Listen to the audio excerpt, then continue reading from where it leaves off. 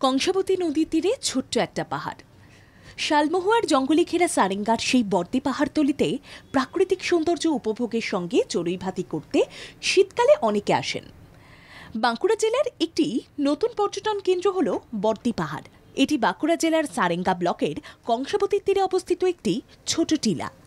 স্থানীয়রা একে বর্দি পাহাড় বলে। বাঁকুড়া থেকে রায়পুরের রাস্তায় পড়ে পিরেটগাড়ি মোড়। সেখান থেকে খাচড়া যাওয়ার রাস্তায় 6 কিলোমিটার দূরে চুয়াকাড়া মোড়। ওই মোড় থেকে 4 কিলোমিটার গেলেই পাওয়া যাবে নেতুরপুর পঞ্চায়েতের কালাপাথর গ্রাম লাগোয়া বর্দি পাহাড়। তার কোল ঘেঁষে বয়ে চলেছে কংসাবতী নদী। নদীর তীরে কালাপাথর গ্রামে রয়েছে একটি ঝর্ণা। স্থানীয় মানুষের কাছে তা কালা ঝর্ণা নামে পরিচিত। বর্দিকে আসলে পাহাড় বলাটা ঠিক হবে না, কারণ বাঁকুড়া জেলার অন্য পাহাড়গুলির তুলনায় আয়তন এবং উচ্চতায় একেবারে নস্যি।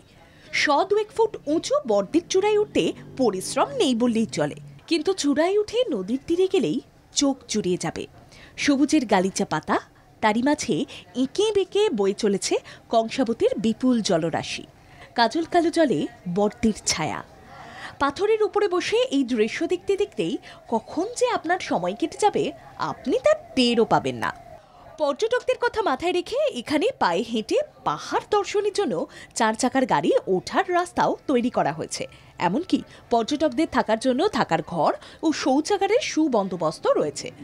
এখানে শীতকালে পাহাড়ের নিচে পিকনিক করতে আসেন আশেপাশের গ্রামের বহু মানুষজন।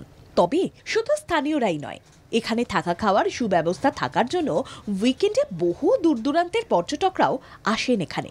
সেই তালিকায় পরের বার আপনার নাম যোগ হলে অবাক হওয়ার কিচ্ছু থাকবে না।